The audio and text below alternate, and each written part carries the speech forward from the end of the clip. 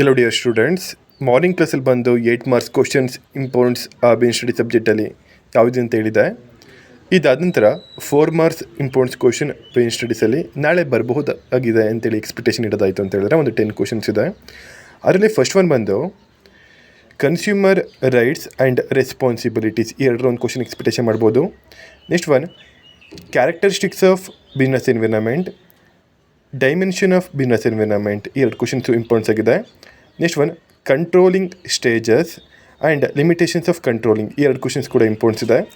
Next one selection test, training and benefits of selection, ಈ ಮೂರು question ಕೂಡ importance ಆಗಿದೆ. Next one characteristics of planning, methods of planning, limitations of planning, steps of planning, ಇಷ್ಟು questions ಕೂಡ importance ಆಗಿದೆ. ಅದೇ ರೀತಿ ನೆಕ್ಸ್ಟ್ ಕ್ವಶನ್ ಹೋಗೋದಾಯಿತು ಅಂತ ಹೇಳಿದ್ರೆ ಪ್ರಿನ್ಸಿಪಲ್ಸ್ ಆಫ್ WF ಟೇಲರ್, ಈ ಕ್ವಶನ್ಸ್ ಮೋಸ್ಟ್ ಕ್ವಶನ್ ಇಂಪಾರ್ಟೆನ್ಸ್ ಆಗಿದೆ. Selection process, working capital requirement, marketing mix, ಇಷ್ಟು ಕ್ವಶನ್ಸ್ ಕೂಡ ಇಂಪಾರ್ಟೆನ್ಸ್ ಆಗಿದೆ. ನೆಕ್ಸ್ಟ್ ಒನ್ ಬಂದು ಮಾರ್ಕೆಟಿಂಗ್ ಮಿಕ್ಸ್, ಇದರಲ್ಲಿ 4 ಪೀಸ್ ಆಫ್ ಮಾರ್ಕೆಟಿಂಗ್ ಅಂತೇಳಿ ಬರುತ್ತೆ.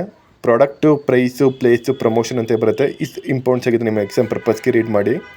ಇದು ಆದ ನಂತರ ಲಾಸ್ಟ್ ಕ್ವಶನ್ಸ್ ನೋಡೋದಾಯಿತು ಅಂದರೆ difference between marketing and selling ಅಂತ ಕೇಳಬಹುದು, ಅಥವಾ ಡಿಫ್ರೆನ್ಸ್ ಬಿಟ್ವೀನ್ ಆ ಮಾರ್ಕೆಟ್ ಆ್ಯಂಡ್ ಮಾರ್ಕೆಟಿಂಗ್ ಅಂತ ಹೇಳಿ ಕೇಳಬಹುದು. ಇಷ್ಟು ಕ್ವಶನ್ಸ್ ಕೂಡ ಇಂಪಾರ್ಟೆನ್ಸ್ ಆಗಿದೆ ನಿಮ್ಮ ಎಕ್ಸಾಮ್ ಪರ್ಪಸ್ಗೆ.